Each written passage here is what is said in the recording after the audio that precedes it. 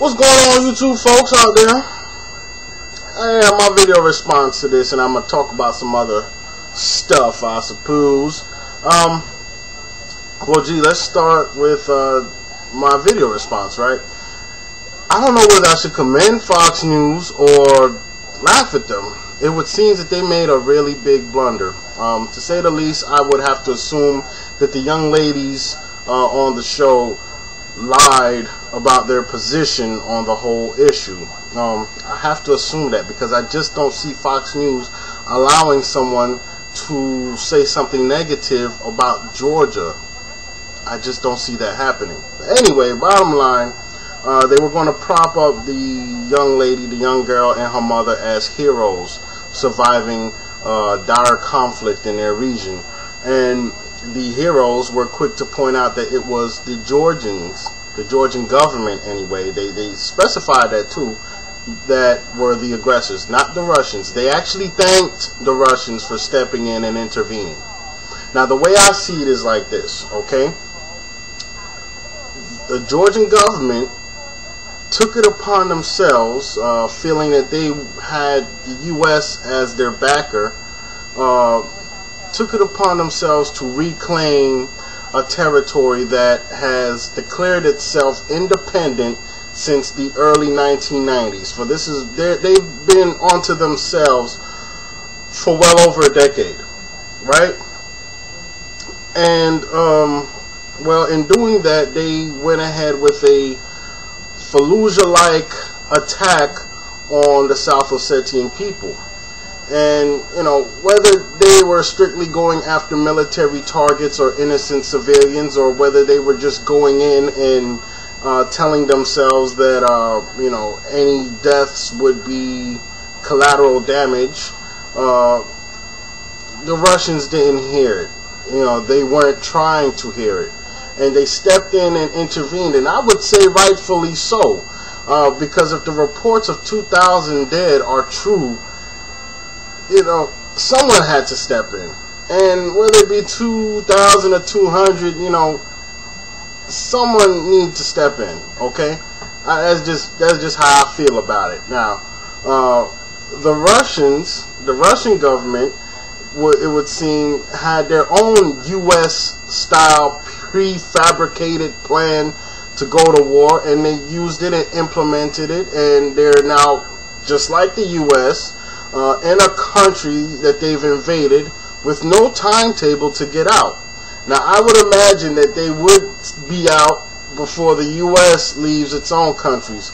But, you know, I'm painting it like this because I'm trying to show that I honestly feel that both countries, okay, both countries, seeing the state that this global environment is in, felt that they would be able to pursue their military goals without any repercussions. Now, whatever repercussions the Russians are to see, that remains to be seen, because I think while a lot of people are saber rattling and condemning, no one is actually ready to step up and stop the Russian invasion. Okay, no one is ready to do that. Okay, but I'm glad that there was somebody able to put the whole issue into context. I personally think that is how the whole thing went down for the most part. Now, I'm not here to say that Russia is right for staying in there or doing anything other than protecting the South Ossetians, but you know what? I am not of that region. I don't know how those things run. I can only say that it seems to be a bad thing for both people, and I would hope that the South Ossetians see their independence at the end of this whole debacle, and I think that would be fair. Okay, I mean, the country has declared itself independent for over a decade. You know, it's about time that they are fully recognized as an independent state, and you know, that's just my feelings on that. Now, speaking of saber rattling and contradictions and double standards and all of that, you have the John Edwards issue, who has brought up the John McCain issue. And for those of you who don't know about the John McCain issue, this man, 6 years after he came home from the war, began to have an affair on his wife and left his wife while she was recuperating from a very bad car accident, which, if I'm not mistaken, left her, in John McCain's own words, crippled. Okay? One might imagine what the Straight Talk Express would look like if John McCain was still married to that woman whom he left for his current wife. You know, the whole John Edwards thing, okay, while I believe it's fair play, okay, does not deserve the amount of media attention that it's received, okay? Now, I do realize, okay, that the truth was out there and many on the left chose to ignore it. Many on the left chose not to talk about it so much. But now it's come out, it's out in the open, and everyone is attacking John Edwards.